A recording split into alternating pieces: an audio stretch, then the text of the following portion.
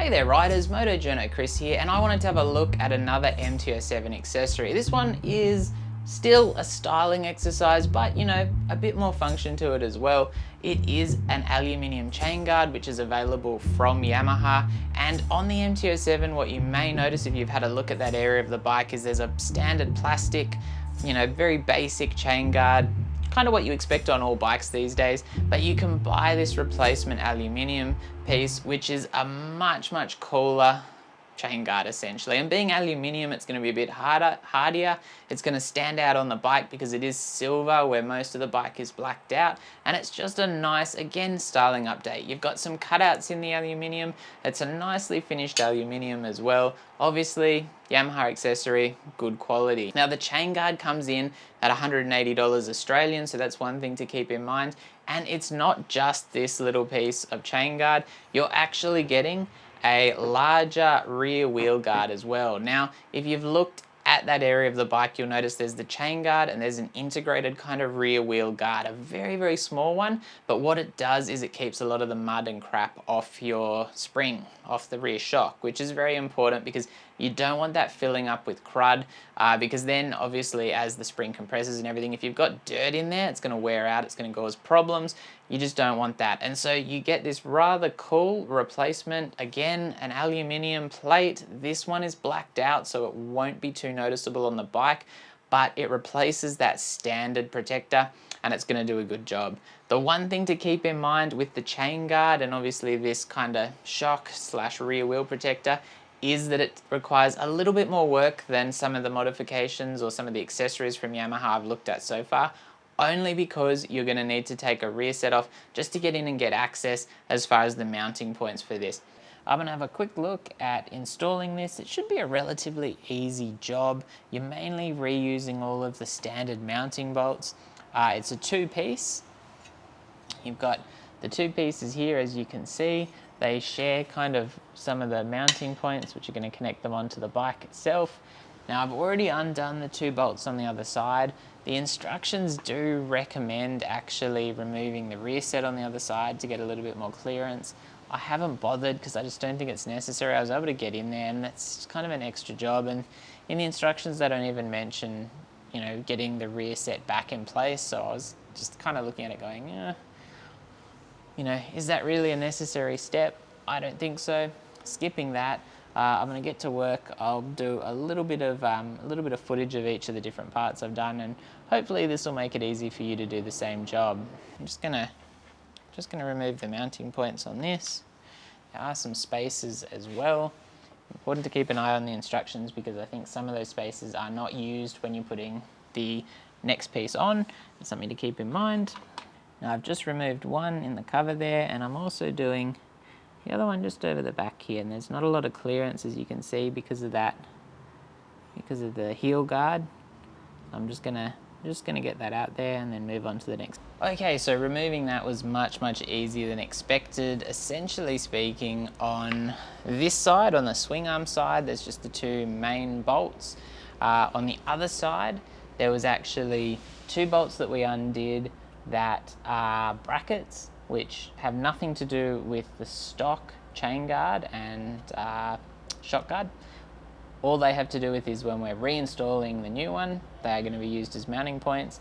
And then there was two plastic captive kind of screw thingamybobs here, which basically you just get something with, you know, get a small screwdriver or something and push them and they'll release.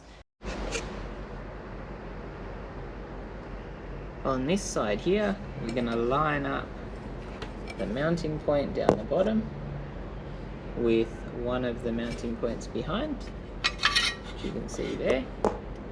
And we've got the provided nut and bolt to do that, so very simple.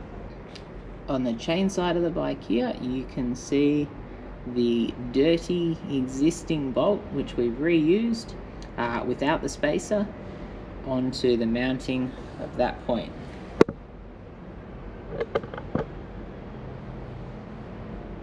And if you can see the other two mounting points on that black piece of aluminium, you'll note that is where the actual chain guard itself is going to mount, as well as that stock point. which is that one there. So over right down the back there, on the right side of the linkage, you'll be able to see the nut, and that's where we just put the bolt through into that single mounting point, and we're not using any of the existing brackets at this point. Okay, so what I've done is I've got the original bolt back in. That way I can line everything up without having to worry. Then I've just got to slide that piece of metal in behind. Probably be a little bit easier with two people, just because this is a little bit fiddly, but not too much of a worry.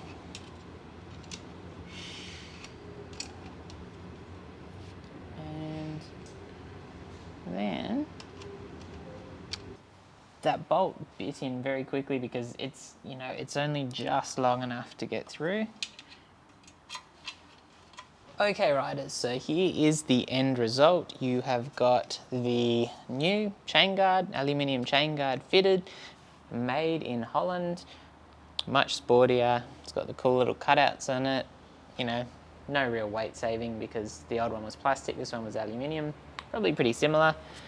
You've got the shock cover in there as well. Everything's very, very, you know, solidly mounted. On this side you've got the two standard mounting points used again, and then the two pieces of the guard mounted together. Very, very simple. The other side, not so simple.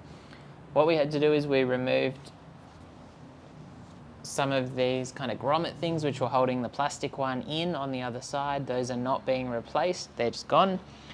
Instead, what happens is this shock plate basically mounts onto one mounting point, which requires a nut and a bolt, and it's very, very small amount of clearance there. That's why they recommend taking the rear set off on the exhaust side, because it gives you easier access to that. But there's just not much room there, so it would help a little bit. I didn't do it, I just kind of very slowly tightened that up, which was quite annoying, but we got there in the end. And then on top of that, there's also the two mounting points. One is a bracket, or I should say one is a mounting point, and that is the bracket which then holds that shock cover in place on the swing arm on the other side, and the other is basically a line which holds the brake lines kind of out of the way, and you've loosened that so that you've got a little bit more room to play around with for fitting this particular thing. As far as actually doing this job yourself, it's a pretty easy job. It's just one of those fiddly jobs. Like if you don't like jobs where you're having to kind of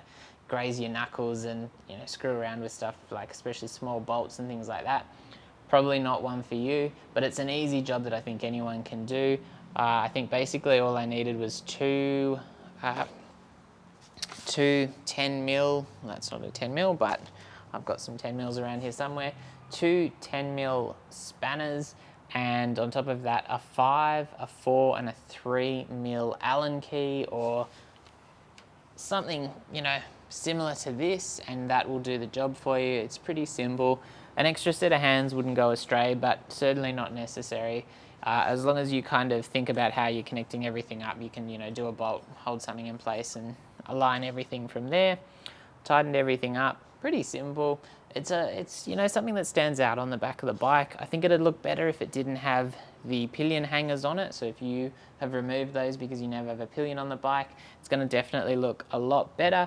And it just gives a little bit of bling to the back of the bike. Obviously being in silver, there's not a lot of silver on the bike, so you've got to decide whether you think that's a nice addition or not. But like I said, it will stand out on the bike and probably be a little bit easier to clean as well.